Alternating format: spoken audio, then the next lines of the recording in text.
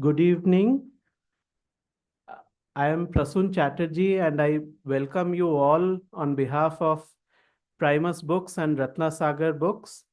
On behalf of uh, everyone from Ratna Sagar and Primus, we welcome you to the second memorial lecture in honor of Dr. Dhanesh Jain, founder and managing director who dedicated his life to the cause of education.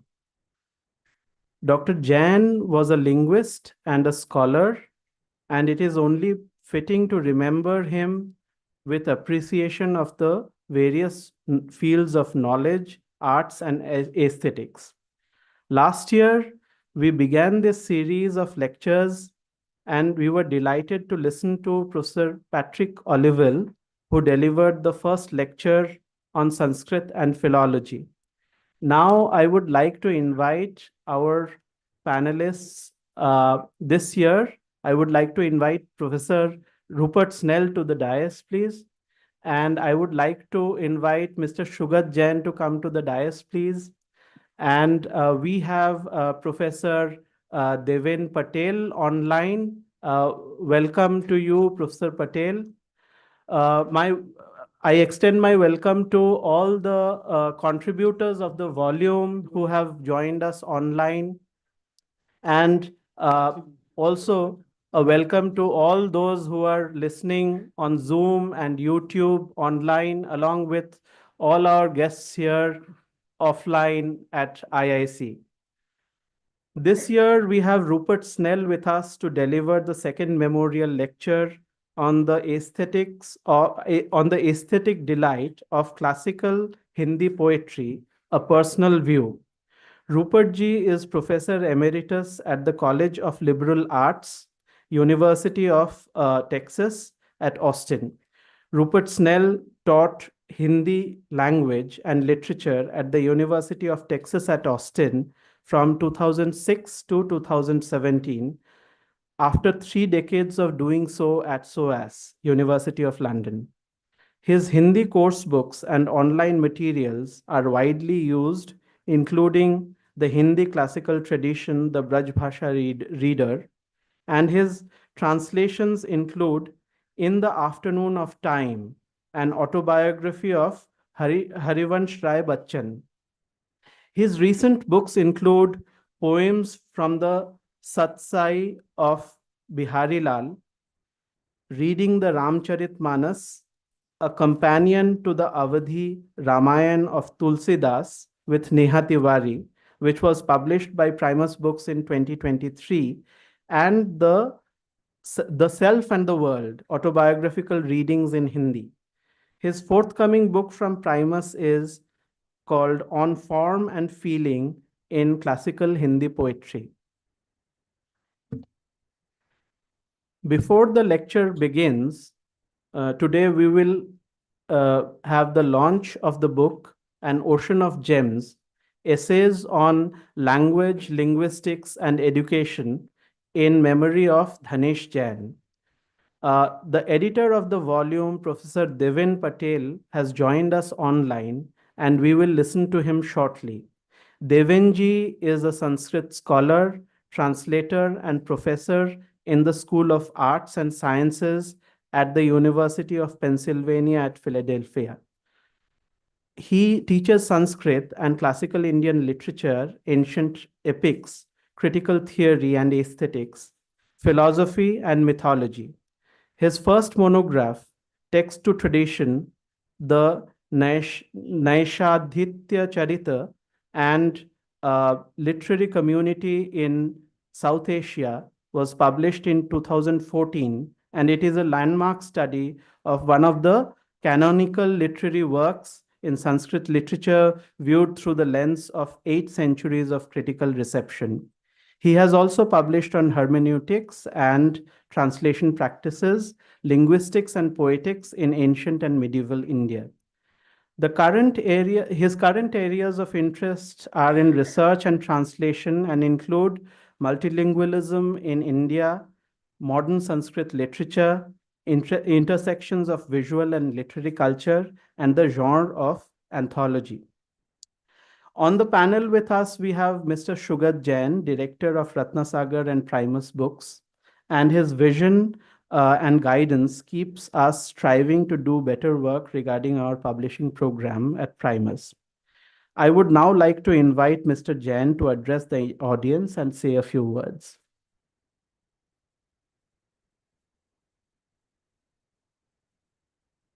Good evening, everyone. Good evening to those who've joined us online as well. It's a privilege to be amongst a lot of academics and family and friends and all the well-wishers of my father. Both my parents were linguists, and probably that's how they met and that's how they continued the journey of their life. However, when I was young, often as kids get asked, what do you want to be? And I never knew what I wanted to be.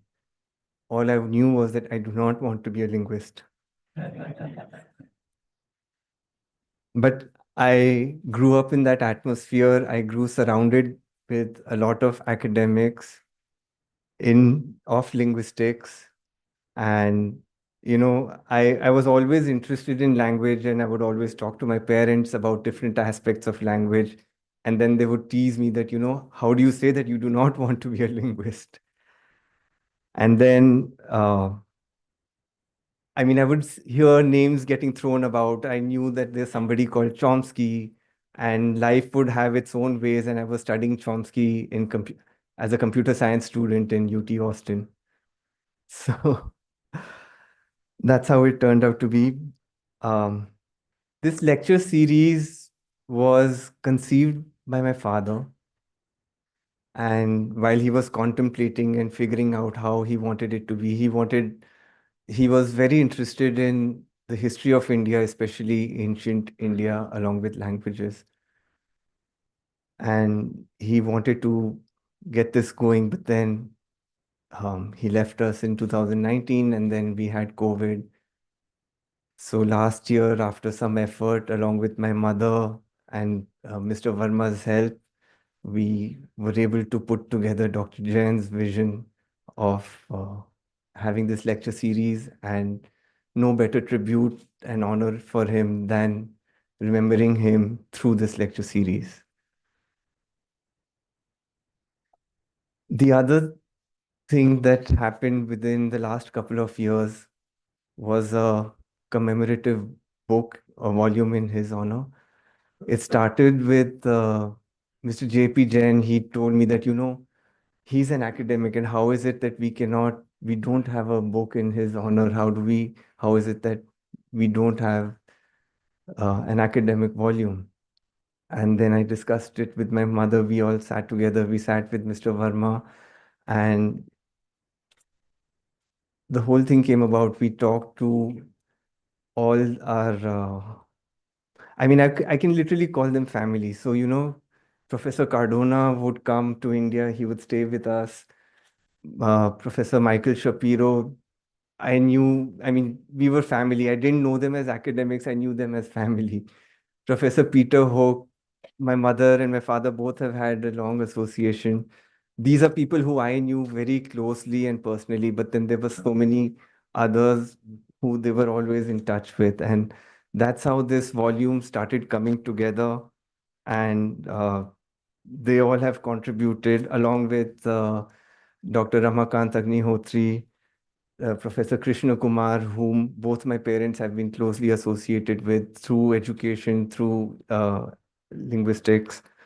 And I'm very grateful and honored that, Professor Jill Ben Herut and Surendra Gambhir and Joshua Pien have contributed and put together this book. And most of all, Professor Devin Patel, who's been associated with us and who's really worked hard to, get this whole book together. Of course, the Primus team has put in a lot of effort to make this happen, both the lecture series as well as the book, and most of all, Mr. Verma, who's guided the whole effort. And I would also like to extend my gratitude to the entire family, including especially my uncle, who's and his family, for the continued support to Primus and all the other ventures of Ratnasagar, because he's been always in the background. And I really am confident that, even after my parents have left, that support will continue. And this lecture series with their support will see much longer tenure. So that is one way we can, this lecture series is going to immortalize Dr. Jain. So I happen to be just here. I happen to be the face of everything that is happening, but it's all of us, all of you, all of academia, everyone who is, helping this uh, helping this happen. So I really want to thank everyone, and I really want to thank everyone to come here to honor the two people who I know cared most about language and education. I would like to pass on the mic to Professor Snell.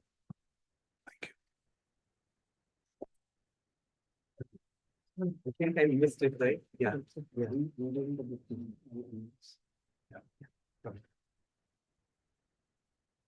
So today we unveil the book An Ocean of Gems, Essays on Language, Linguistics and Education in Memory of Dhanesh Jain, dedicated to his memory.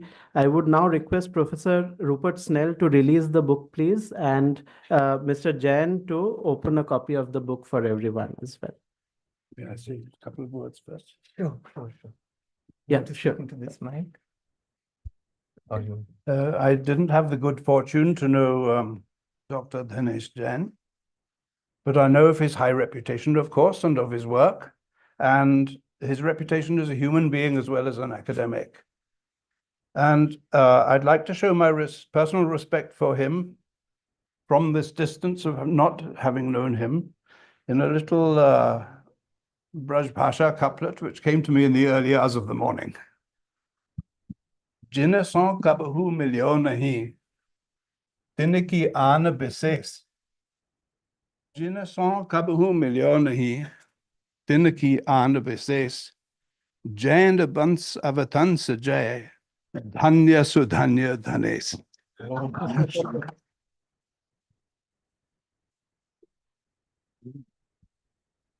So, should we do this?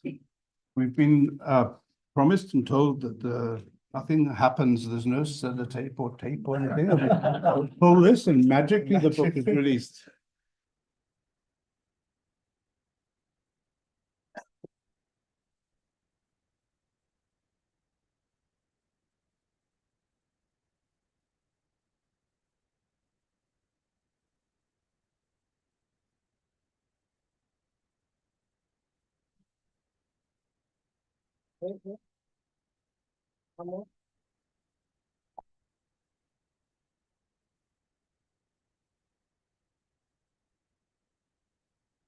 An Ocean of Gems is a memorial volume of essays by prominent scholars of Indian languages and linguistics that not only aims to honor Dr. Dhanesh Jain, but also hopes to encourage those who pursue his footsteps in scholarship, editing, or publishing to maintain the purity of purpose and ceaseless efforts necessary to ensure the highest excellence of humanistic knowledge about South Asia is preserved for posterity. Uh, we have distinguished scholars from across the world who have contributed to this volume. Mr. Shugat Jain just mentioned them, so now you know, and we hope you like the look of the book, which has just been unveiled. We are fortunate to have many of the contributors here online today.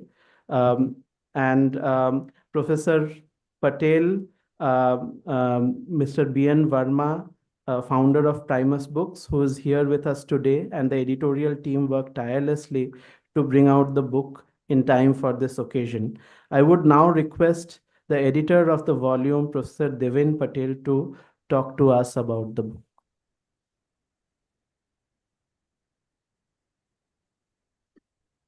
Thank you and welcome. I'm coming to you from across the oceans, and I'm so grateful and happy to be here. Uh, I have a short period of time, but I have to begin by thanking the Primus team and the Ratnasagar team, Mr. Prashunjit Chatterjee and Pramodini Verma, and of course the managing editor, the great Bola Verma, who's done incredible work, and the whole team behind the scenes, as you've mentioned, who's done so much work for this volume. And thank you, Mr. Ashugod Jain, for your just touching words. I think it's really a great thing that this series is here to honor your father and his legacy as a linguist and an educator. So there's many other people I'm sure that need to be thanked, but I leave it at that for now. And just speak a little bit about what we've done here for this book. I was just thinking also before we begin, there's a just to remember this was a memorial volume, but it's really a celebration as well. And I think since Professor Snell gave a beautiful Braj couplet, there's also a very good phrase, a good verse in Sanskrit that says that if you remember the person who is remembered by his loved ones never really departs from our presence. Nasa uparato yasya vallabho jana smarati. And I think it's very true in this case that we took this volume as a celebration as much as a memorial for Dr. Jain. Um, so I was asked by Verma side to take up this project. Largely, I think also aside from the fact that we've had a long association. There is the connection with the University of Pennsylvania, where Dr. Jain had produced his dissertation under the supervision of two professors, Professor Del Hymes and Franklin Southworth, on the pronominal usage in Hindi. And so there is that connection there. And also, I think there's many of the contributors who are in this volume have passed or have had some association with this university and other places. So I'm quite honored to be the representative of that legacy of Dr. Jain's. Okay, so aside from that, let me begin by just giving you a little sense of the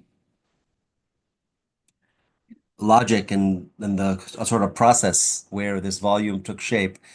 It was, to be quite honest, done very quickly, and there were many people who we could have brought as contributors. This could have been a multi-volume work, but the desire was to move swiftly and also to really have some coherence to the volume, and so we tried our best. And so we have 8 contributors. Each one of them, I think, represents a broad theme relating to language, linguistics, and education, which I'll speak of very quickly, but also sort of 4 big movements in this work, right? So Dr. Jain thought of language as a living, breathing organism where society, culture, history, everything sort of pulsated from the linguistic from language itself. And so what we did was we took these 4 sort of big movements, and the first 2 articles that we have the first two articles that we have in the book are broadly, we can think of them as historical, right?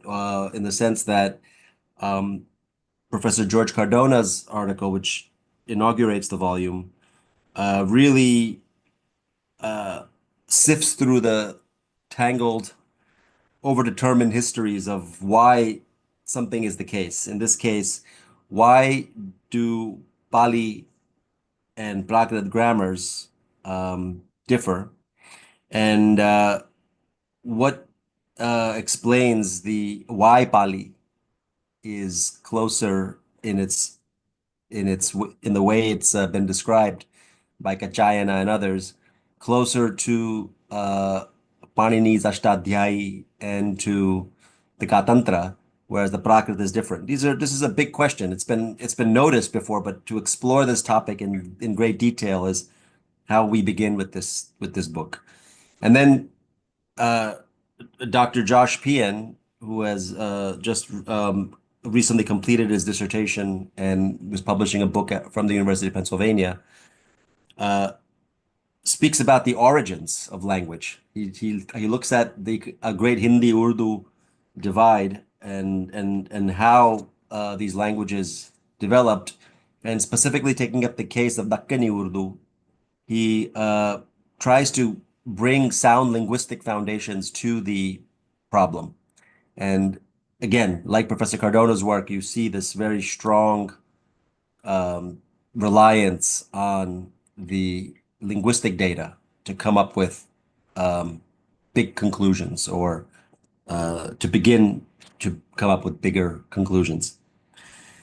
Then we move to another set of aspects of language. We can think of it broadly as the phonological, the morphological, the semantic, this again, the technical aspects, but what differentiates South Asian, Indian languages, right, as a linguistic area, and what is special, what gives it its alterity, but also its uniqueness. And in that regard, we have three articles from Professor Shapiro, Professor Agnihotri, and Professor Hook.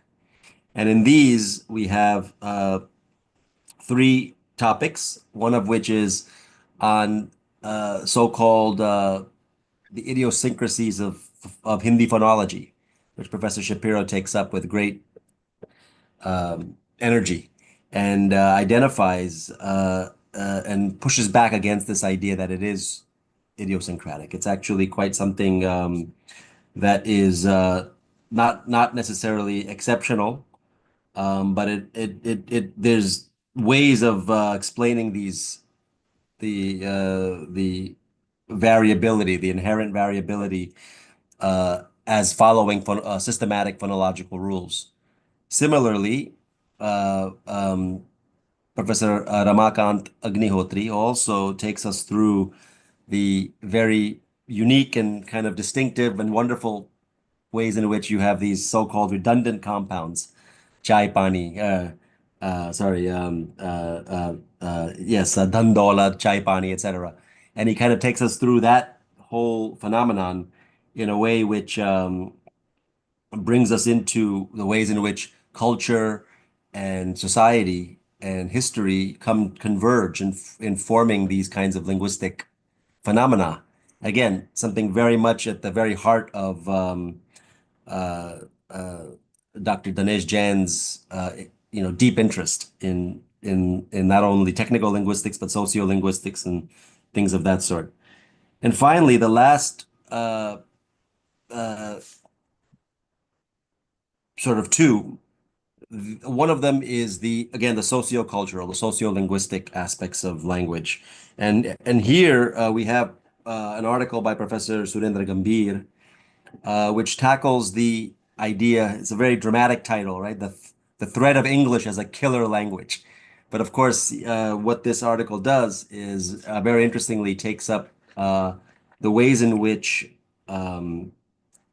you have the sort of rupture, but also the idea of sustainability, right? We think about sustainability, but language also There's an aspect of multilingual sustainability in India and South Asia, which also needs to be addressed. And Professor Gambhir also takes it out of the subcontinent to other parts of the world where Hindi has um, attempted in the face of grave challenges to maintain itself in a certain particular way, and the challenges that face that. And likewise, Professor Krishna Kumar speaks about just the culture of the sort of um, clash of Hindi and English cultures in modern India, and just the industries that are involved, the pedagogical, the educational aspects of how these things play out in the so-called coaching industry.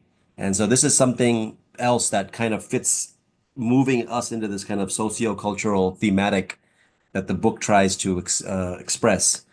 And finally, and I'll conclude here because I know this is, the main event is yet to come in listening to Professor Snell, uh, is uh, is the future, right? The accessibility of um, all of the scholarship and the data, and how our language is going to be learned and utilized and assimilated in the future. And with new circumstances, particularly the digital, the computer, the ways in which students learn languages now. We have an article by Professor Ben Herut from which deals with innovative and new technologies and the ways in which dictionaries and lexicons are available and how one accesses them, how one learns through them, how one uses them in learning and using language. So this is the basic logic of what we followed.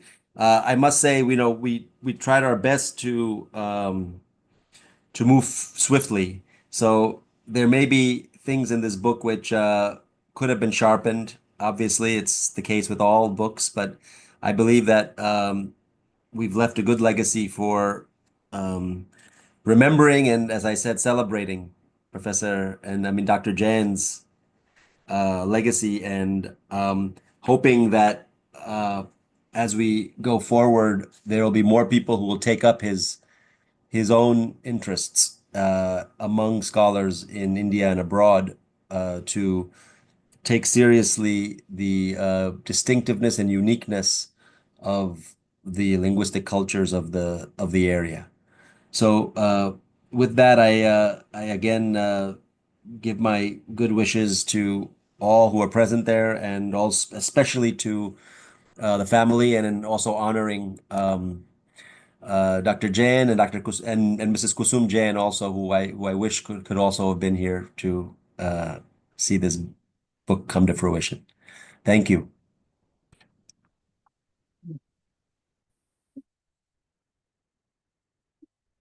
Thank you, Professor Patel, for sharing your thoughts on the book. I will now request Professor Rupert Snell to deliver the second Dr. Dhanesh Jain Memorial Lecture on the aesthetic delight of classical Hindi poetry, a personal view. Dr. Thank you.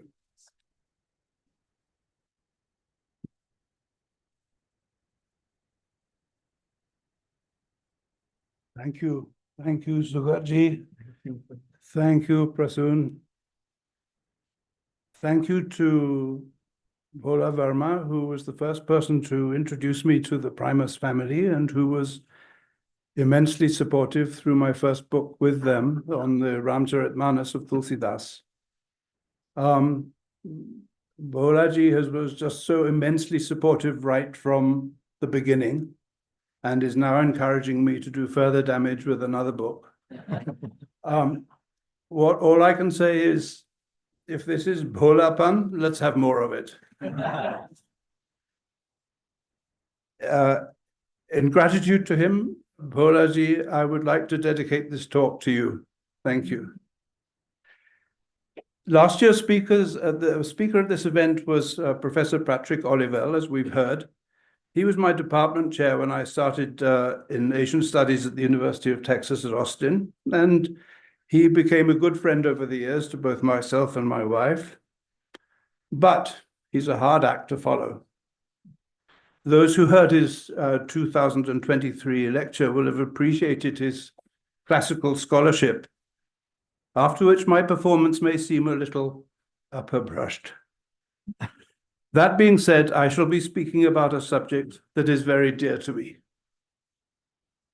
One day, some years ago, when I was moaning about the mehnat involved in writing a book, a colleague threw me this line by the Braj poet Vrind. Rasari avat jatatein sil par parat nisan. By plying ever to and fro, a rope will mark a stone. This was kindly meant, but it's unusual to quote a single line from a couplet, whose paired lines make up that little casket of meaning secured with a lock of rhyme. The full couplet, however, was a little painful. Karat karat abhyasa ke jarmati hot sujan, rasari avat jatate sil par parat nisan. My friend had stopped short of calling me a jarmati, but in doing so, he halved the doha, the best-loved couplet in early Hindi. My slides, incidentally, are numbered sequentially in the bottom left-hand corner, and the alphabetical letters in the bottom right-hand corner indicate quoted texts, which you will see on the handout. All the translations but one in this talk are my own. Later on, I will experiment with meter and rhyme in translation, and I'm keen to know what your reactions might be, if any. The translation I've just read, though humdrum and unrhymed, does at least attempt a little dhwani, the resonance or nuance that the Sanskrit acharyas valued so highly. The word plying suggests the word ply, a strand of the rope, lending a little elusive depth to the English. Before the invention of printing, verses in Old Hindi were, of course, handwritten without spaces between words and with no punctuation. The Devanagari Danda is not punctuation in the true sense, for it is part and parcel of the Devanagari syllabary itself, rather than an add-on or afterthought. It is hewn, as it were, from the very same tree as the characters themselves. Handwritten, or in a computer font, or in a font styled to look like handwriting, a Braj couplet is a beautiful, timeless, and organic thing to admire. Baat prema ki rakhiye, apne hi man mahi, jaise chhaya koop ki bahar nikase nahi. Affairs of love should stay within the mind, as the shadow of a well can't stray beyond. Vrind's imagery has a convincing aptness, a rope rubbing on stone, perhaps the stone lip of a well, and then the complete impossibility of that well casting a shadow onto the ground, it being the most internal of structures. These images are enhanced by the precise verse format of the doha, yielding a statement that is far more striking than can ever be in prose. Vrind's poems were some of the first Braj poems that I was fed in my BA Hindi syllabus at London University in the early 70s. They yielded a double delight. Secondly, the pleasure of the neat construction and clever motifs of Vrind's poetry. But firstly, the triumph of accessing poetry from a culture so far from one's own, a very special pleasure. Today, many decades and several thousand dohas later, I still enjoy Vrind's poetry, but more critically. His couplets now seem a little glib, and his comparisons too formulaic. It's perhaps rather brazen of me to say such. Writing in English generally avoid addressing the issue of quality in Hindi poetry. The fact that a text exists in, say, Braj Bhasha is sufficient guarantee of its importance and its worthiness for study. Texts become fungible, one is as good as another for discussion purposes. But in reality, Truly inspired poetry stands 100 miles from the work of mere versifiers. It is not for nothing that both Hindi and English make a distinction between padya, or verse, on the one hand, and kavya, or poetry, on the other. As for originality versus the formulaic, Stravinsky once said of the prolific Baroque composer Vivaldi that no, he didn't write 500 concertos. He wrote the same concerto 500 times. And it's true that after reading a few dozen verses of Rind, they do seem a little predictable. If I had a rupee for every time I've heard the rhyme mahi, nahi in a doha, I'd be able to afford membership of the IIC. The question of originality or the lack of it is never far away. A slightly later contemporary of Rind, the English poet Alexander Pope, born in 1688, had this to say about cliches.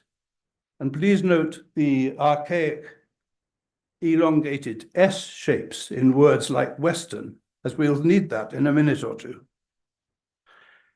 Pope says, where'er you find the cooling western breeze, in the next line it whispers through the trees. If crystal streams with pleasing murmurs creep, the reader's threatened, not in vain, with sleep. But Pope's wry comment applies to all cultures and should not bother us overmuch.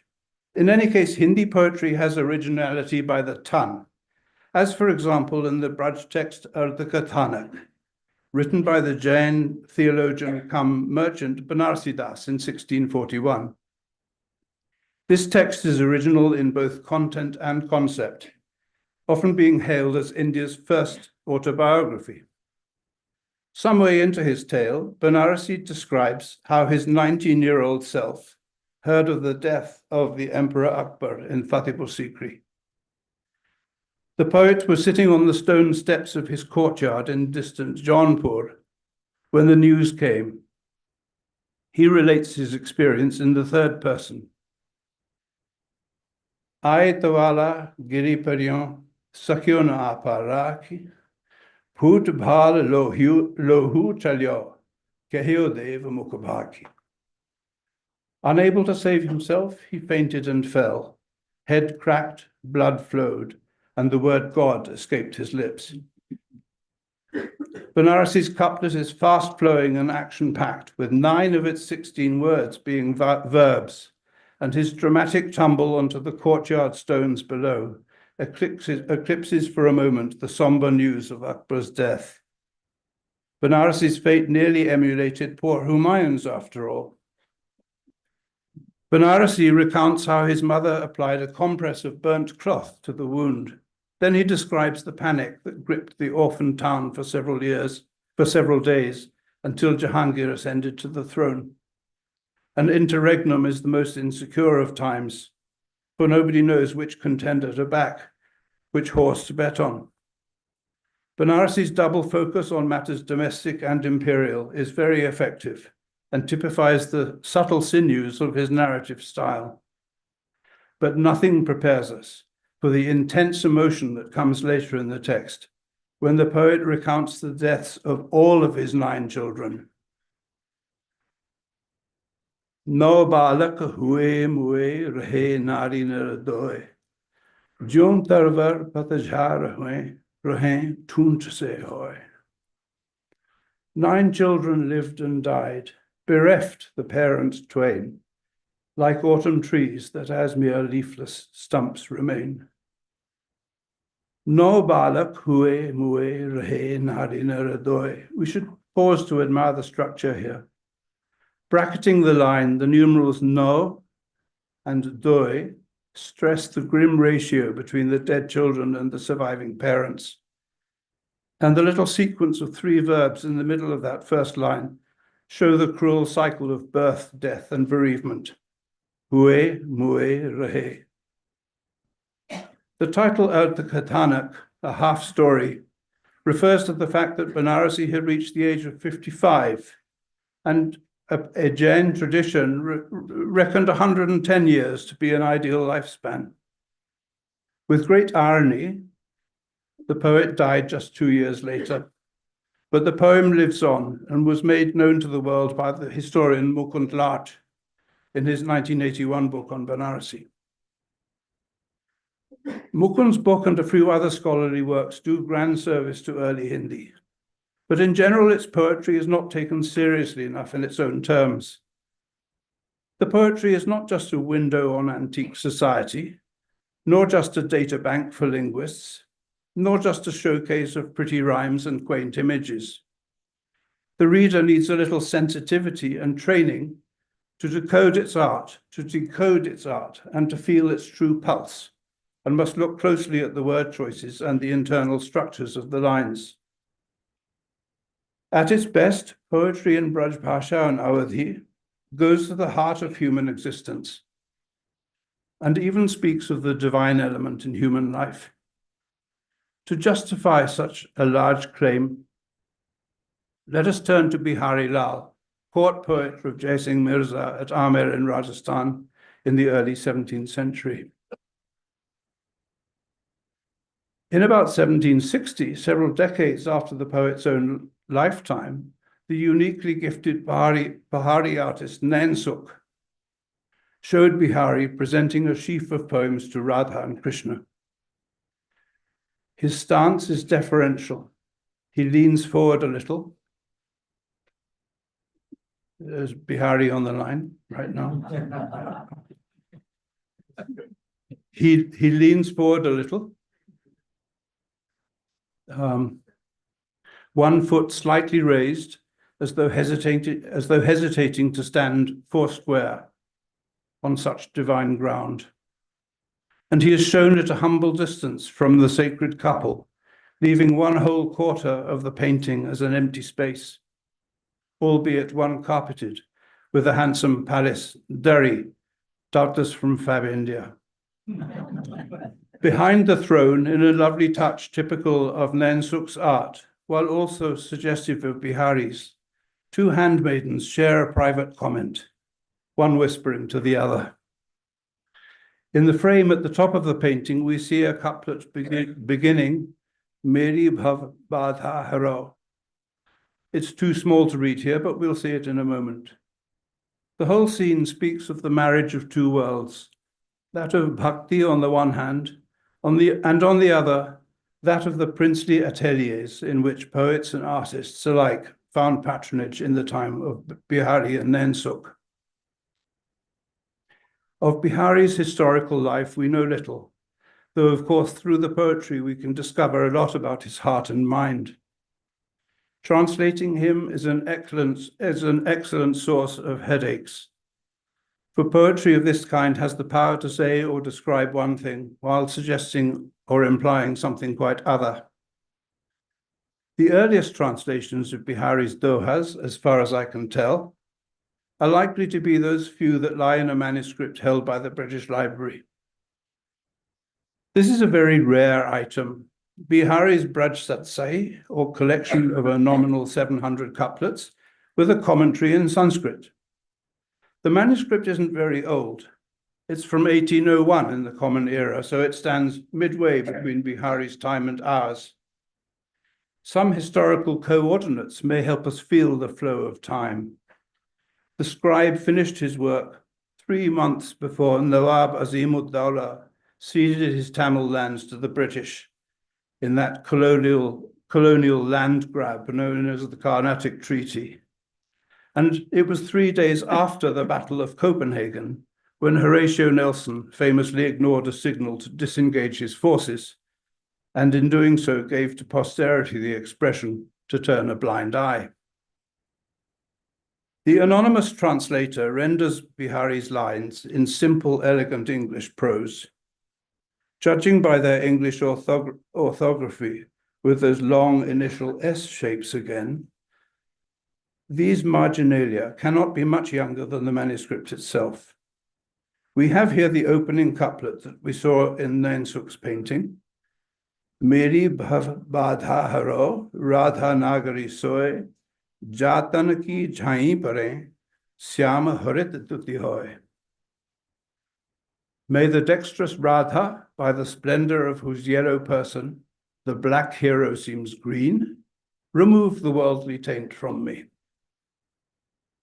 The poet asks Radha to clear his path in the writing of his work, a task more traditionally associated with Ganesh.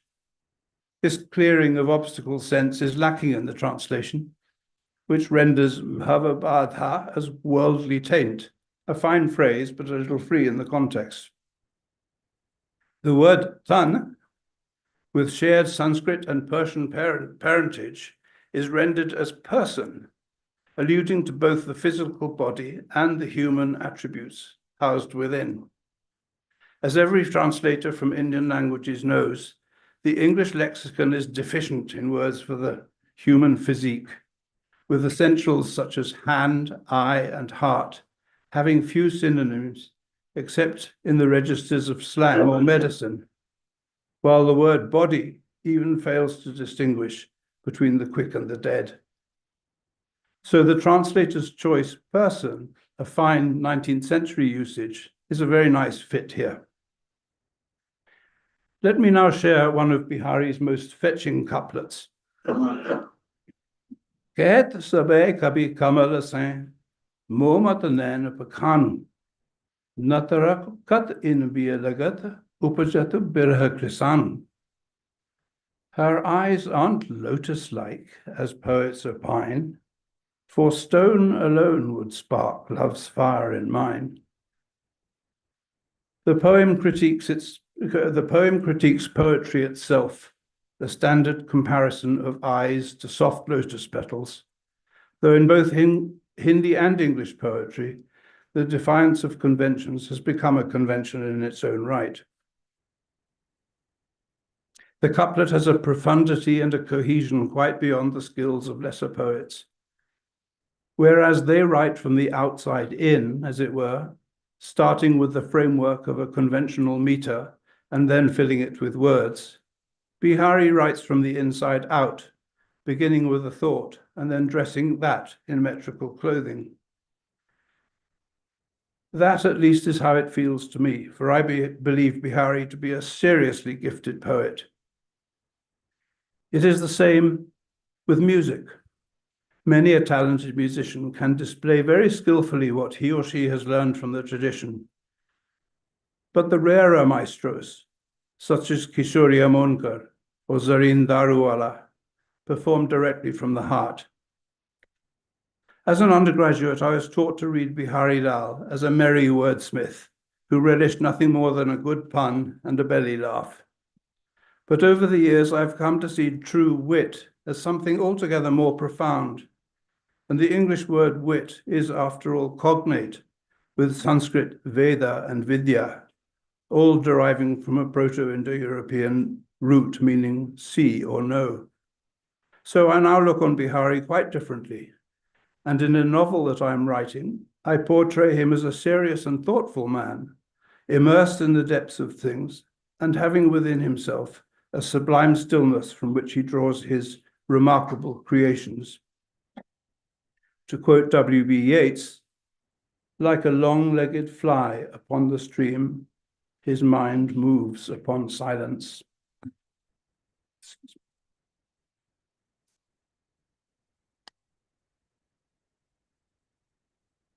It's this fresh Delhi air is getting to me.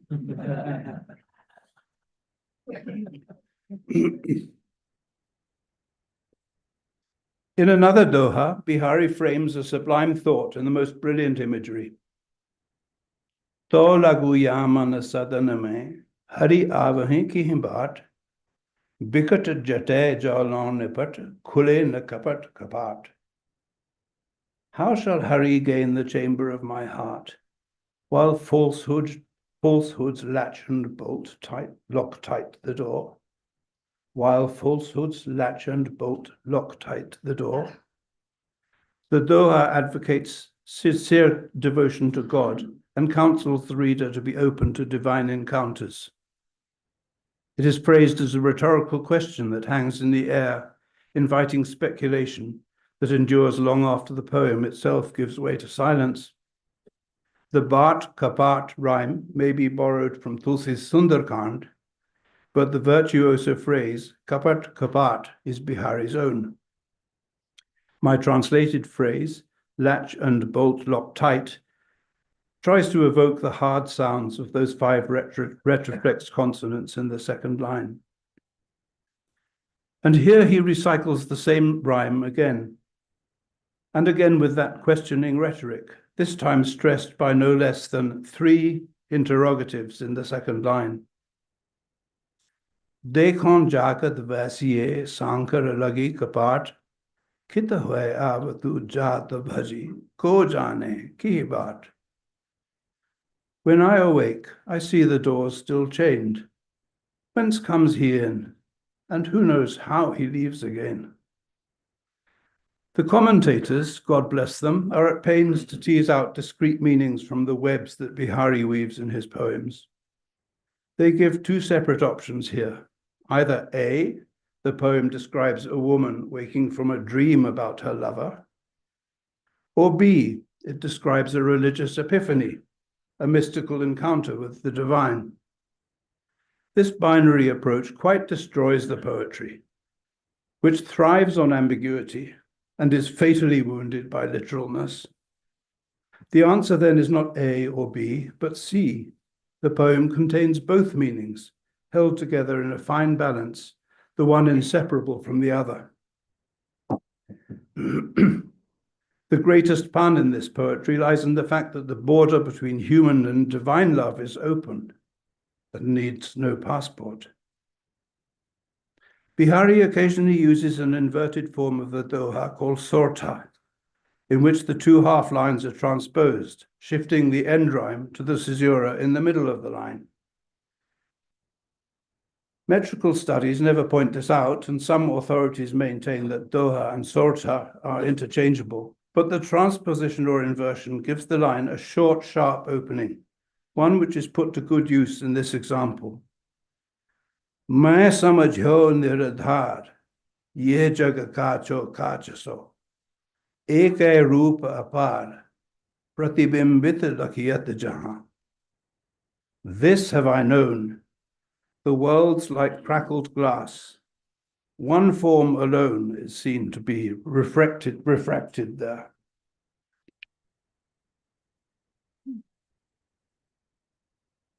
This image of divine immanence manifested throughout the natural world as light is refracted in all directions by cracks in glass is a powerful metaphor.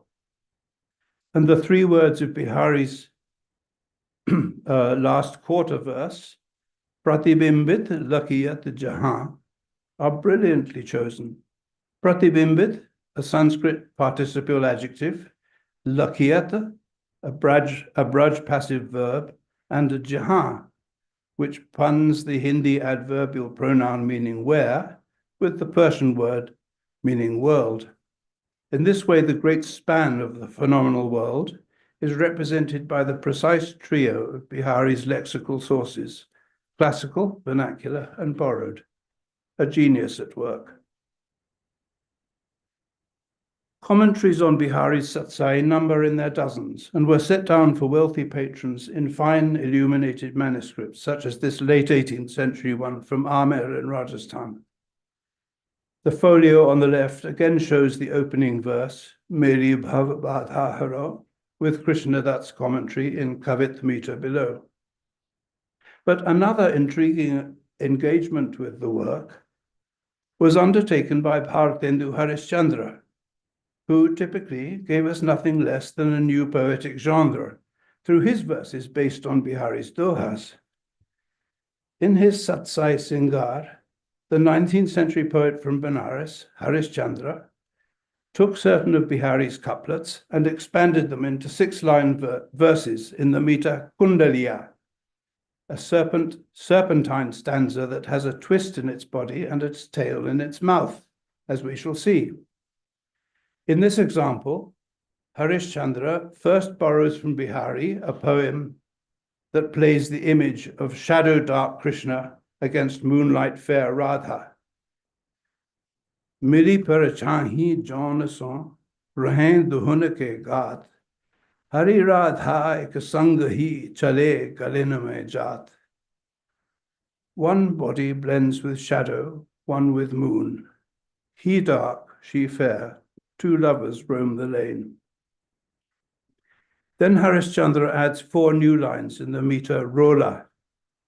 The Kundaliya form requires the stanza's opening word, here mili, to reappear as its closing word.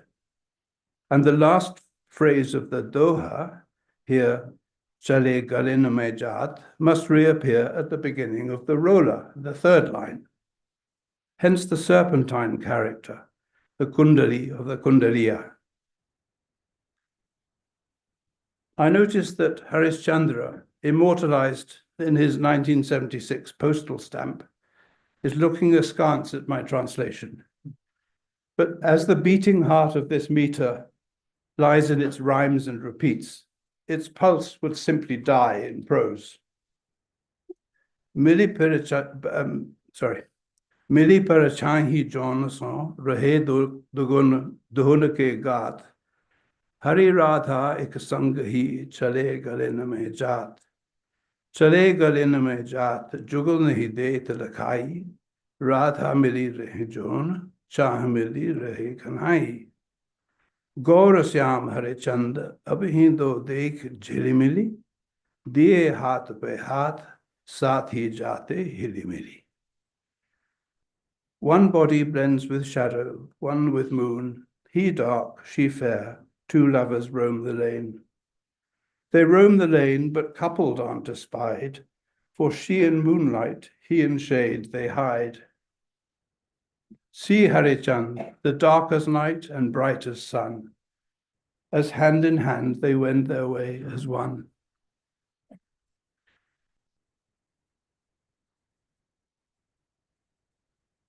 On my very first visit to India, I took lessons on my favorite instrument, the sarangi.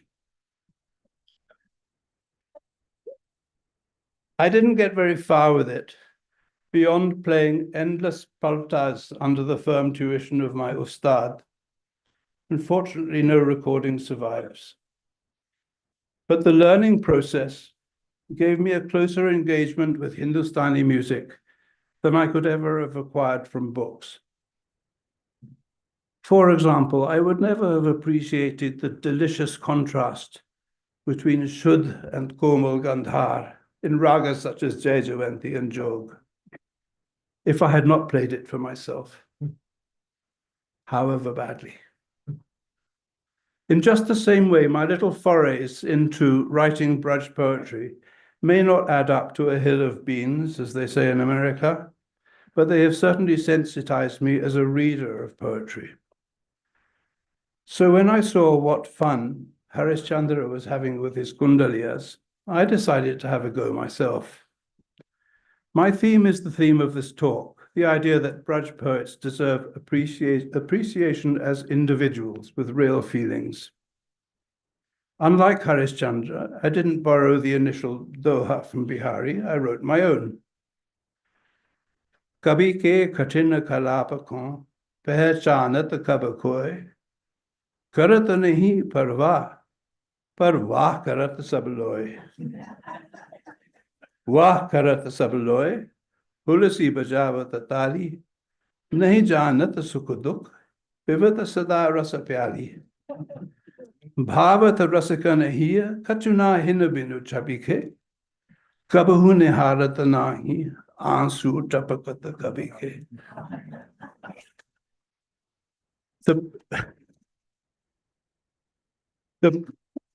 Here's my own translation of my own poem. The poet's grievous pains all count for naught, for no one cares to care, all cheer as taught. All cheer as taught, they clap but do not think, quite blind to joy and grief, of glee they drink. Their hearts may harvest charm, but they don't sow it, nor mark the dripping tears of him, the poet.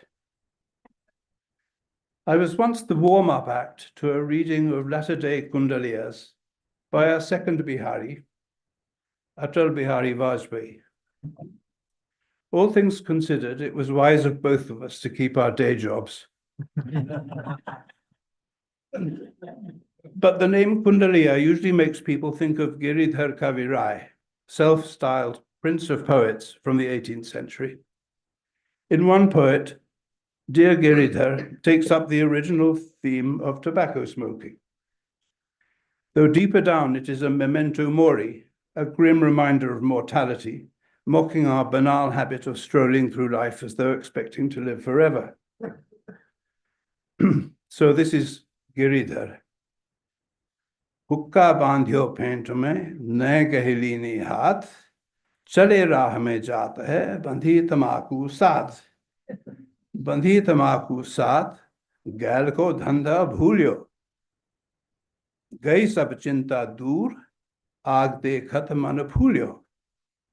Ke Girdhar Kaviraj, jo jam ko aayo rukka, jeev le gayo kaal, haath mein reh gayo hukka. His hand it held the mouthpiece firm, with hookah sashed and stored. Tobacco bound in heart and belt, he ambled off abroad. He ambled off abroad and was to journey's task quite blind. His cares, they flew off far away, a match would charm his mind. Then came, says poet Giridhar, a note from Yama's land. Death bore away his life and left the hookah in his hand. This could usefully be printed in a small font on cigarette packets and beanie wrappers. Incidentally, the word tamaku or tambaku, borrowed from Portuguese, which in turn gets it from a Caribbean language and is related to the name of the island Tobago. This word carries the first whiff of foreign influence on the Hindi language, a first teasing ripple of what would become a great roaring tsunami in the centuries to come. The Kundaliya's cleverness has much to enjoy, but the meter remains a sideshow in the Hindi tradition. It's not very common and is often comical in theme, rather like the limerick in English. Its serpentine entanglements are perhaps too specialized and too limiting for more widespread use. Likewise, the little couplet called Barve, a sweet miniature doha, is found only rarely and often expresses a certain pathos in the very short second half of its line. Here is the unsung poet Bodha, or Buddhi Sen, from mid-18th century Banda district, who writes tenderly on that favorite theme, Viraha, the pain of love in separation. Viraha is such an abiding theme in both religious and romantic poetry that the dichotomy between sacred and profane becomes meaningless. As human beings, we have a craving for something just beyond our reach, a nostalgia for something we once had or we think we once had. Viraha is a potent theme because it features both sides of the coin, to love and to lose, rapture and rupture. It is the very essence of the poetry that I'm trying to promote here. Gavahu ri tuma gavahu, tuma hi chan, hamahina sukubina mito, tarasatanan. Oh, sing your heart out, you with peace of mind. My pining eyes can find no joy without my friend. Bodha sabajagat hundyo piri piri jai. Jihiman himana chahat sona rakai. Ever searching, Bodha roamed the world entire, but never could he find his heart's desire. A mile and a half from this place stands the tomb of Abdul Rahim Khan Khana, Akbar's courtier and general, known to the Hindi tradition as Rahim. And even closer at hand sits his biographer, somewhere in this room, my old friend T.C.A. Raghavan. Maintaining the tradition of the soldier poet that had a parallel in the contemporary Elizabethan court in England, Rahim had a considerable poetic talent, and like the later Bodha, he too enjoyed the delicate little Barve Chand. This fine couplet again deals in the coin of Viraha, mentioning the monsoon with its implicit travel ban for separated lovers. Jhoom jhoom chehuor and barasat the me, tion piab in a sajani tarafat de.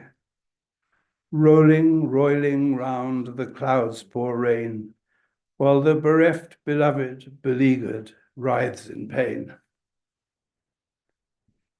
Jabatin biture mitava, kahu kasa chan. Jabatin biture mitava, kahu kasa chan. Rehet bharyo hiya ansana nan. E'er since my lover left, no peace appears. My heart is filled with sighs, my eyes with tears. For the finest examples of Barve, we must call on the master himself, the muse of his age, the great Tulsidas, in a perfect verse from his brief and little-known Barve Ramayan. He gives new life to an old idea. Sita's adornments here a garland with golden leaves, are finally no match for her own golden perfection, for they are ephemeral while her love is immortal. That which is meant to decorate fails the original. Champa kaharva angamili athika suhai, jani pare siya here jaba kumbilai. Her champak garland blends with her golden tone. When it fades on Sita's chest, it is newly known. Tulsi's lovely couplet shows all too well the sheer impossibility of translation. In any case, how much of an original Braj poem survives the journey into English? Would 40% be too high an estimate? The problem is that translations prioritize literal meaning at the expense of inherent music. Here's a second attempt at the same verse, probably no better than the first. Her garland's pastel petals, bosom fair, it's only when they fade we see they're there. Lastly, let us visit the delightful four-line Sovaiyas of Ras Khan, well known to so many of us. His name suggests both Sanskrit and Persian etymologies, and according to prosody expert Hiroko Nagasaki, his verses owe something to Persian meters also. He was a Pathan who became a Vaishnava, and his prose Varta or hagiography tells of a remarkable conversion in which he renounced his passionate love for a beautiful boy in favor of devotion for Krishna Gopal. The four rhyming lines of the Savaya repeat a triple rhythm of one long syllable followed by two shorts, Guru, Laku, Laku, Da, Didi, or the other way round, Didi, Da, a kind of waltz cadence that is often stressed by alliteration. Translations should preserve this rhythm, for without it the poem is a flightless bird. And at the cost of a little poetic license in the English, the effect is cheaply bought. In this poem, a gopi who is well aware of the young Krishna's amorous pranks sets some limits on them and puts him in his place. Or does she? Chira jo chahat chira ge, ju leona ketika chira cheho. Chakana ke misa makana mangata kahuna makana ketika keho. Janat to haan ji akhir sakhani sukahi ko etika baat barheho. Go rasa ke misa jo rasa chahata so rasa khana jo nahi kana payo. The sweet milk that you seek as you clutch at my clothes, it is yours now, for just how much milk can you swallow? The butter you beg for to taste in your haste, it is yours now, a lad will not lick the bowl hollow. But the dream of that cream that you favor to savor, Say, why would you ever such waywardness follow?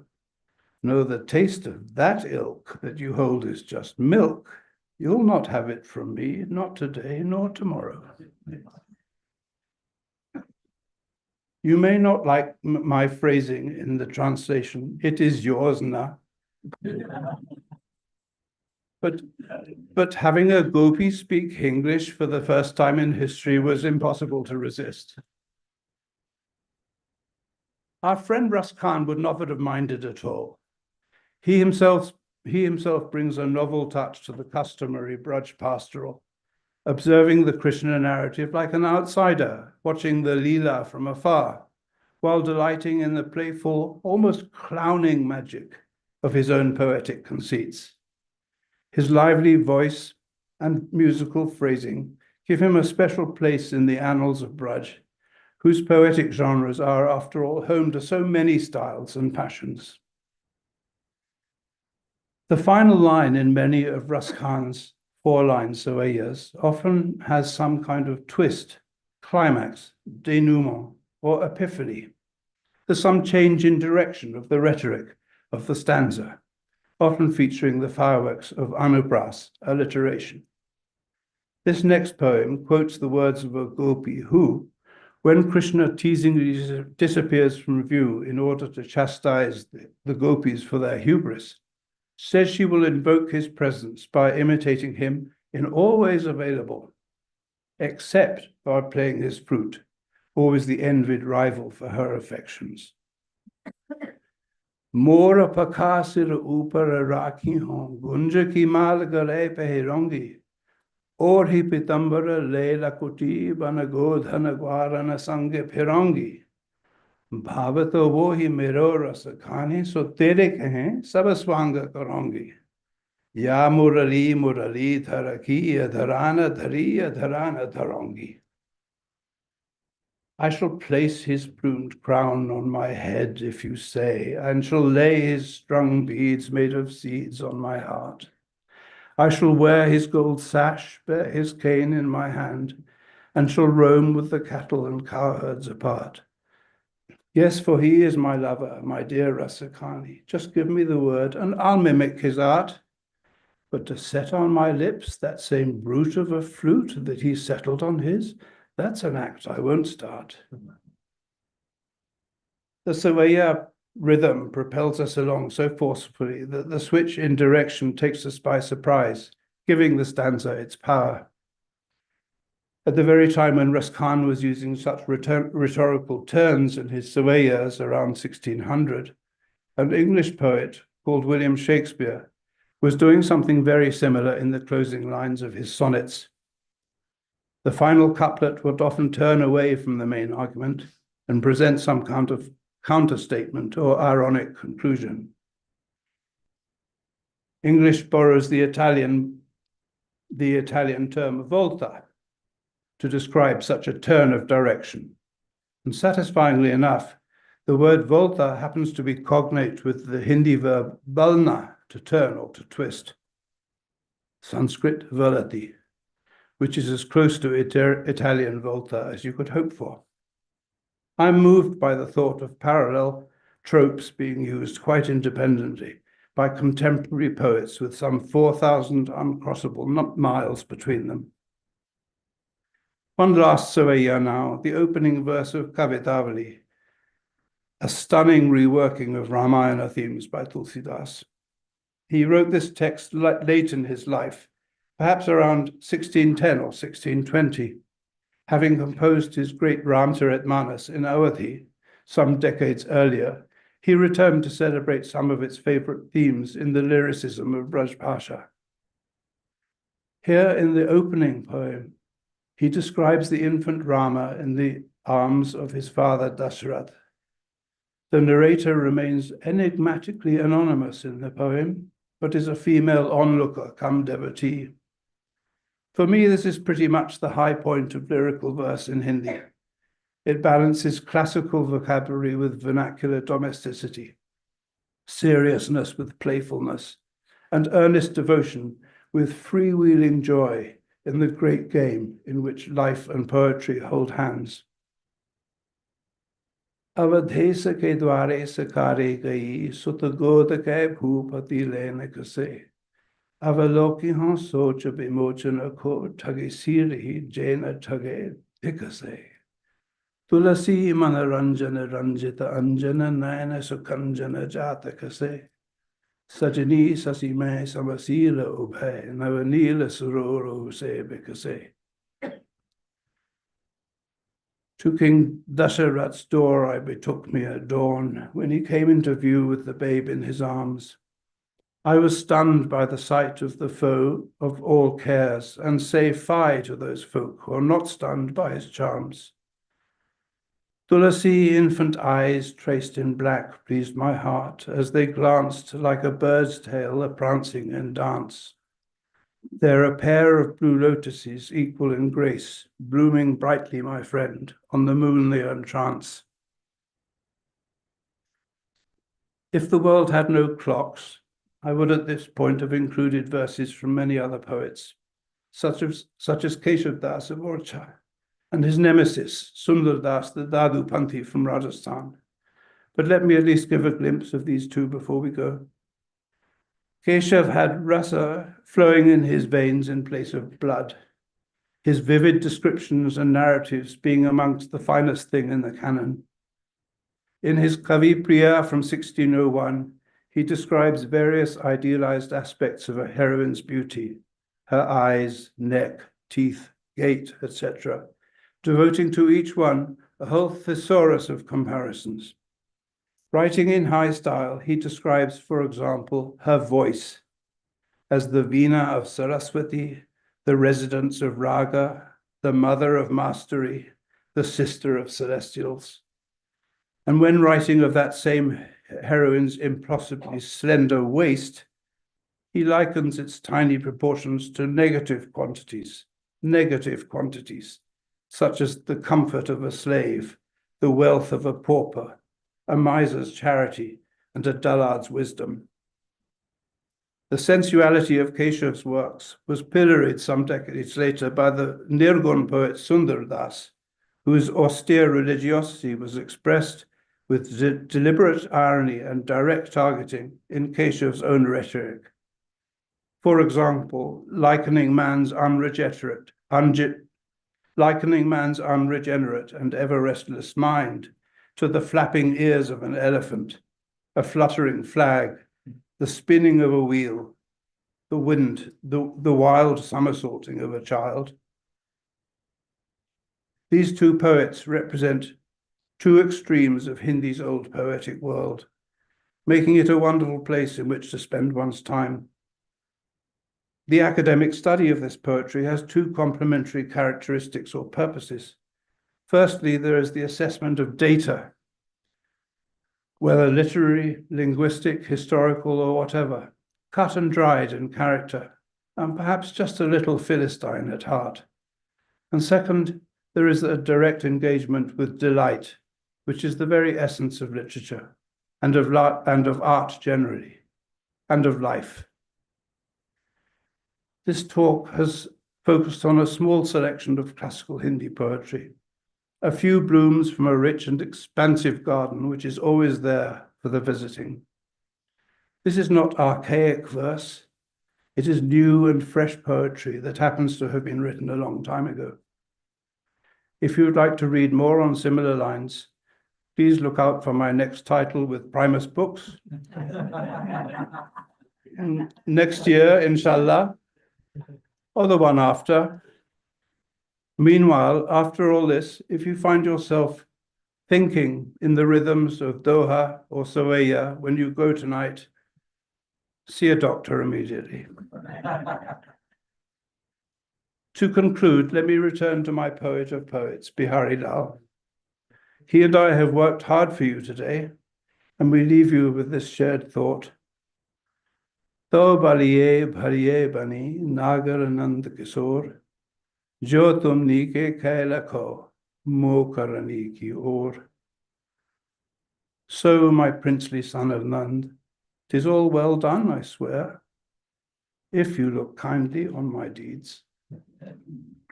Thank you.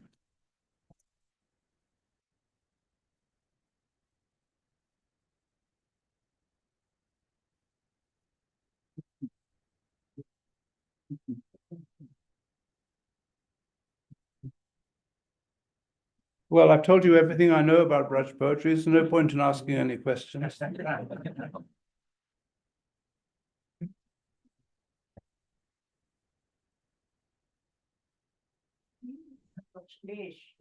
How do you deal with stage puns?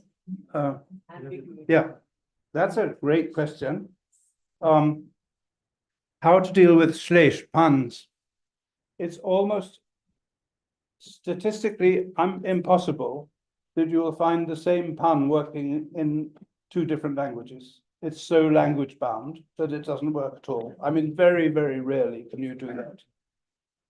But if you leave punning out of the deal altogether, then you lose so much. So what I have tried to develop as a technique, only with some partial success, is that if I'm looking, for example, at a couplet, which is a very small compass, I have some other play, some other pun elsewhere in the couplet, which is a substitute for it. Because you're never going to be able to pun exactly the same thing. Very rarely. It's just completely a fluke that such a thing would happen. But there has to be some kind of language play, because most translations, they just regard it as impossible. But I think you can suggest the same playfulness by a substitute pun in something else. Thank you. That's that's something I think about all the time. You're going to get some exercise, huh? Thanks so much for the talk. Can you say a little bit about the relationship between the oral quality of so much of the poetry we talked about, and then the fact that it also was written down and circulated in manuscripts. So from your talk, it seemed like the performed nature of this poetry just is so irreducibly part of it. So I just wondered then, what was the impetus for writing, and how did writing change poetic form of practice? Right. Thank you. Yeah, that's a hugely important issue. It depends very much from genre to genre. The kinds of things that I've been talking about, like Bihari Lal, for example, they were court poets. They had patronage. And more importantly than that, they not only had patronage for their own living, but everybody wanted a piece of the cake. So everybody, there were so many hundreds of manuscripts of Bihari Satsai all over northern India, because every small state, every important landowner wanted his own copy. So that went very largely through the written tradition. But you take other poets, such as, well, Kabir would be one example, transmitted mostly with no contact with literacy whatsoever. So in those, you get not only very different traditions within the texts, but they change all the time because there's no written source to pin them down. Even now, I mean, if you hear someone like Anup Jalota, or some sort of contemporary, roughly contemporary singer of bhajans singing these things, you can feel the modernization that's happening to them all the time. The local dialectical differences are eroded by the natural process of making it more like modern Hindi. Yeah, so the oral tradition is quite unreliable in terms of preserving text, but with every genre, there's a different mix. Sorry, there's a different mix of these two categories, so it's very complex. And in order to ascertain what was the original text, you have to study the manuscripts, and you have to make a very scientific comparison between them, letter by letter, to see at what point in which century certain changes have come in. And you do this by a process of looking out for repeated mistakes. If one scribe in, say, 1640 sees a th and writes a n because it's smudged or something, how many people in the following centuries have followed that mistake unthinkingly? And so you can you can look at these traditions of manuscripts, turn them into a family tree, and work your way back to what the original was like. Carbon dating. Sorry? Carbon dating. Yes, exactly.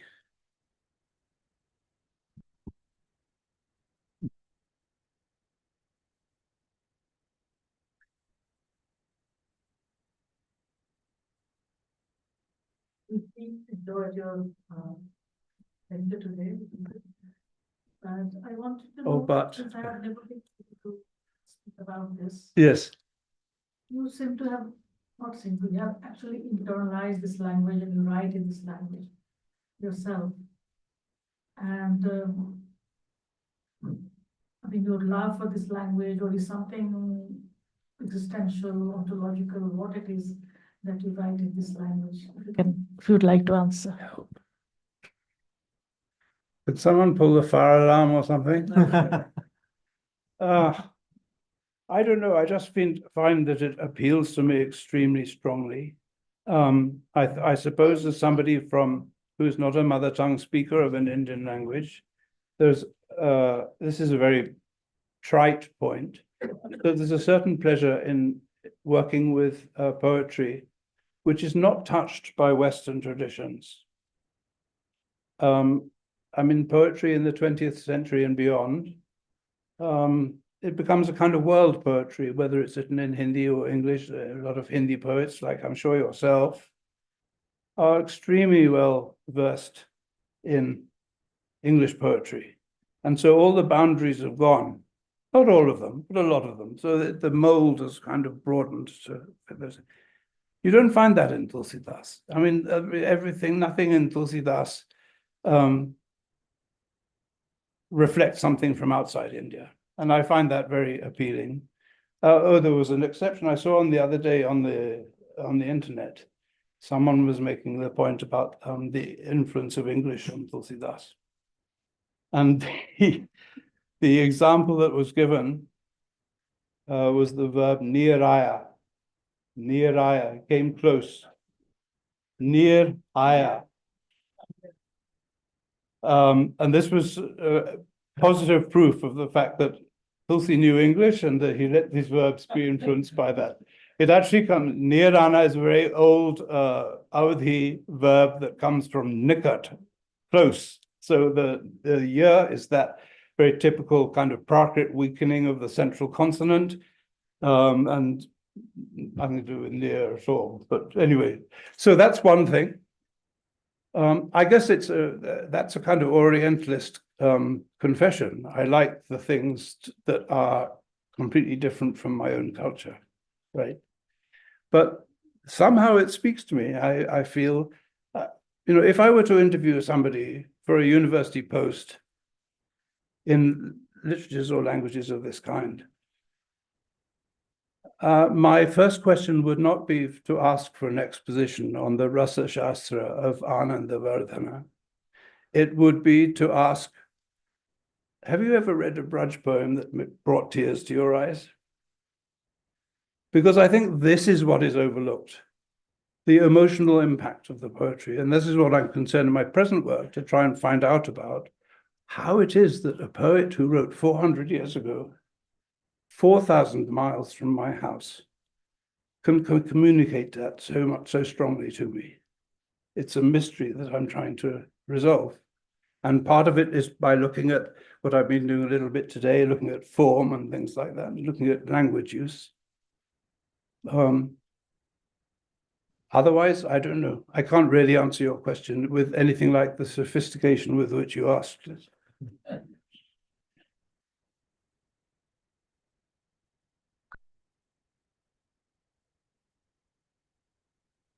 Mrina. I'm curious to know, has your long quest brought you to dive into the khayal bandishes of Hindustani classical music, since you did rub shoulders with Sarangi at some Yes. point. Uh, There is a fair amount of poetry tucked in there. yes. Some of it is good. Some of it is, of course, not so good. Yes. Did you have any I've truck never with worked that? on it specifically. I've looked a little bit at Tumri texts, because they have the same kind of sweetness as Braj Pasha, or they are in Braj Pasha. Or that to come to the earlier point again, they were in Braj Pasha, they're becoming increasingly kind of Hindiized. Yes, yeah, yeah. Yes, it's something other people have worked on that. I haven't worked on it specifically. I'm puzzled though by the great variety of kind of themes and atmospheres that come in those texts. Some of them are very beautiful and lyrical. But I was listening the other day to Venkatesh Kumar, who is very much in the tradition of Bhimsen Joshi and his kind of singing. And he had if I remember what the text was, I think the line was something like, Badi Katin hai Sangeet ki vidya. I thought that is the most unpoetical line I've ever heard in my life. And I love the singing so much that I had to listen to it, but it kind of chafes, you know. But no, there is, I mean, there's, again, I think there's not much worked on the aesthetics of these things. Yeah. So it's the same, my answer is the same to everybody. No, I don't know the answer to the question.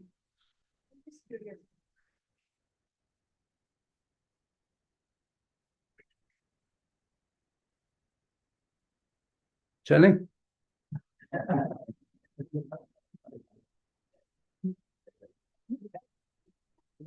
Yeah. Oh, sorry. And this is really a question coming up from ignorance. Most of what I know as context came from, to listen to your talk, came from studying Hindi in the 10th class, and I haven't really studied it since.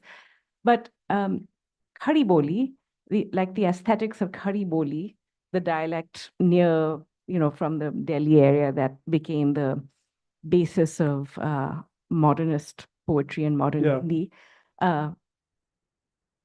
that seems to have such a different kind of phonology and aesthetics and everything. So can you say just maybe a tiny bit about how the clash or the different kinds of aesthetics in these different dialects that are, I guess, also contemporaneous at different times? Yeah. Like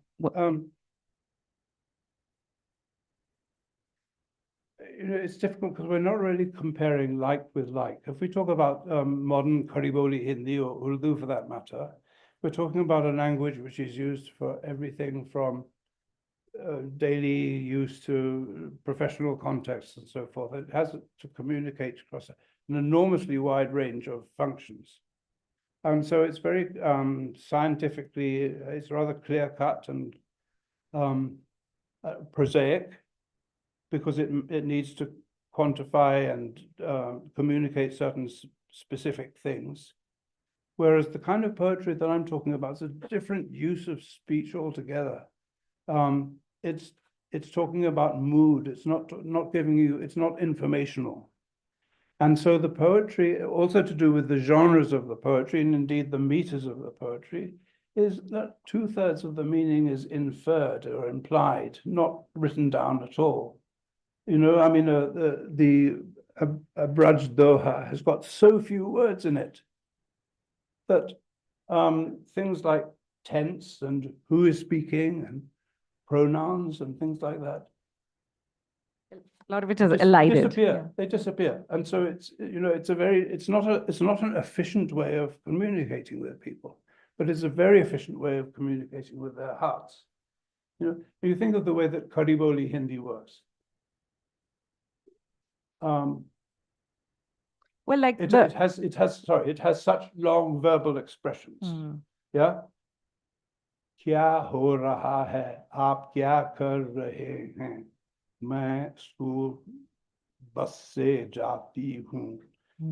All these auxiliaries and everything like that. There's no space for that in a little line that long.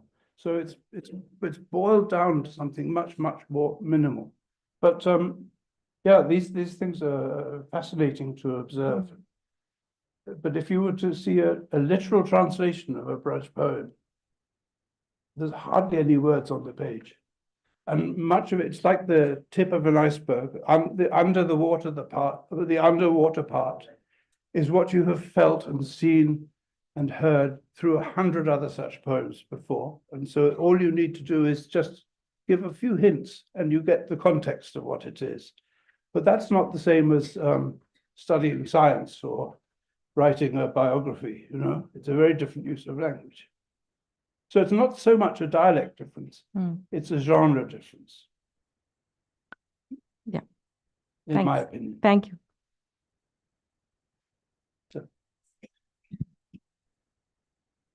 You can hear me.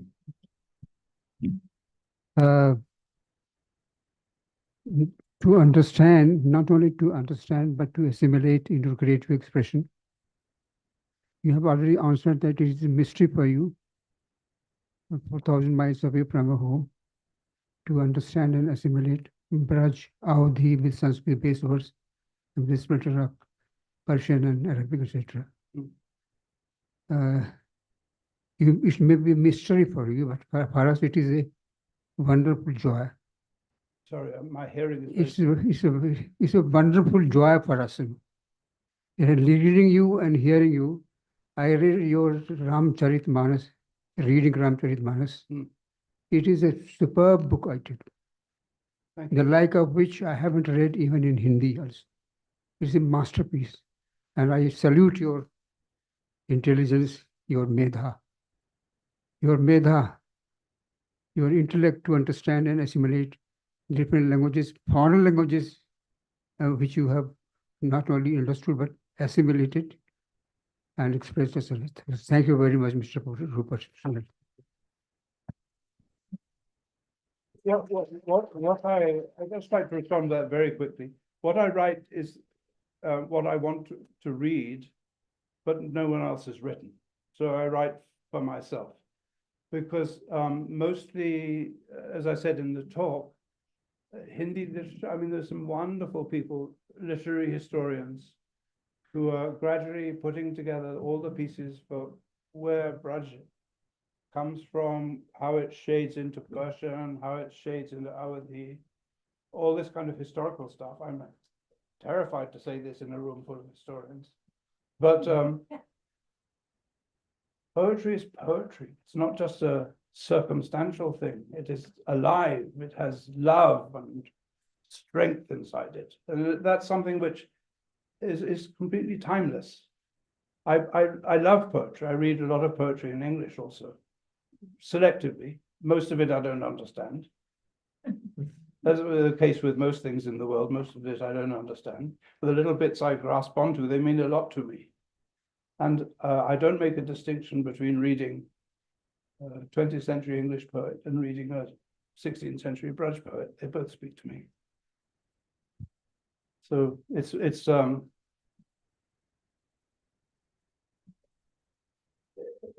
selfishness. I just enjoy it. But thank you for your comment. Thank you, Mr. Rupert. So nice. Thank you very much. Thank you very much for this excellent lecture. I was wondering why you excluded Navadas's Bhaktmal and Priyadas's Bhaktiras Bodhini Tika. They both are I didn't excellent exclude it. pieces of Braj poetry. It's a good, very fair question, but I didn't exclude anything. I said in a world without clocks, I would have talked about so much more. Nabhadas is a very interesting case in point because his verses are extremely formulaic because they're telling in 6 lines, they give a brief life, the biography of a poet. And sometimes they're enormously pleasing aesthetically. And when I first read them, this is not really an answer to your question, but you've got me started. They're written in Chappai meter, which has got 6 lines.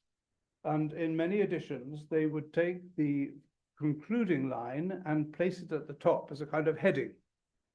So I thought this was the first time I'd come across a meter in Hindi that had an odd number of lines, because I thought it was a 7-line poem. And I really got into that. I thought this is something really special. And then I realized it's just an editorial kind of habit. But yeah, I don't find Priyadas particularly, I mean, it's very, very interesting historically about what the narratives in Priyadas's Bhakti Ras Bodhini, but they don't move me. I lack that gene somehow. Yeah. But I just touched on 6 or 7 poets that were in my mind. It could have been 6 or 7 different ones, you know. that I think there's as I said, there's a huge difference between the really refined poetry and the kind of stuff written by the yard, like the stuff I write, for example. There's a difference between heaven and earth between those two things. So I'm trying to focus on the things that I really value, and that the more I read, the more I enjoy. And certain things, it includes some poems I don't even know where they came from. In 1977, somebody in Vrindavan recited a doha to me, and I've had it all these years in my head. It says, Mukti kahe Gopala son, meri mukti bataye. Mukti kahe Gopala son, meri mukti bataye. Braj raj uri mustak pare, mukti mukt ho jaye. And someone told me that, just stuck in my head. And where do you stop? I mean, I just love these things. They move me.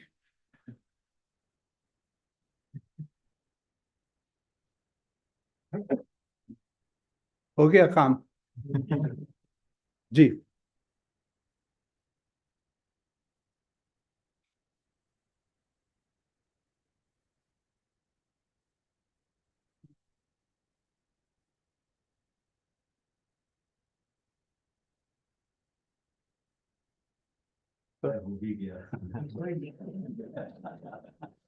Rahul ji आप कुछ कहेंगे नहीं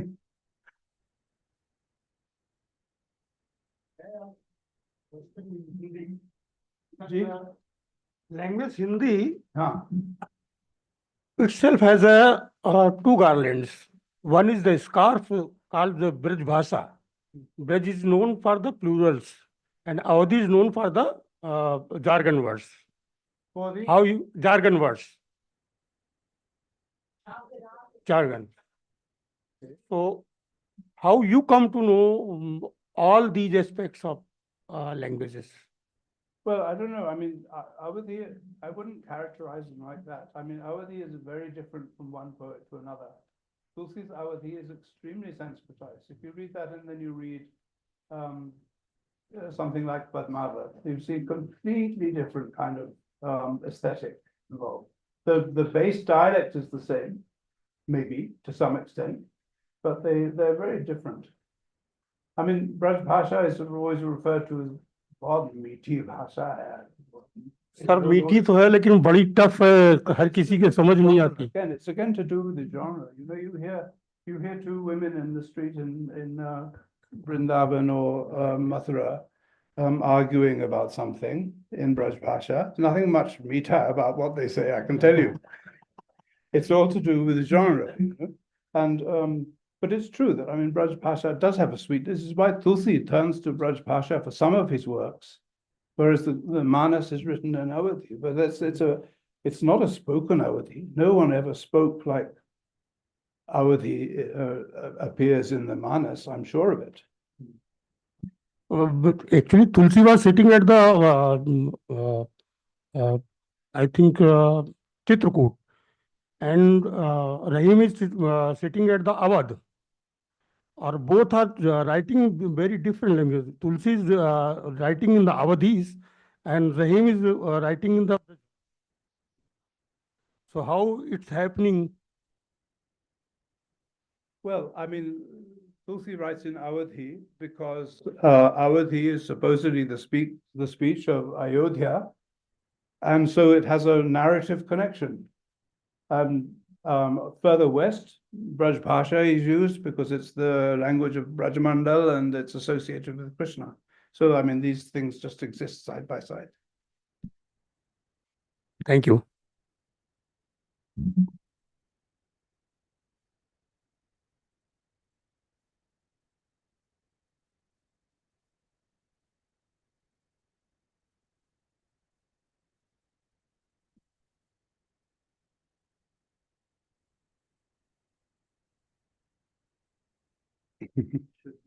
Yeah.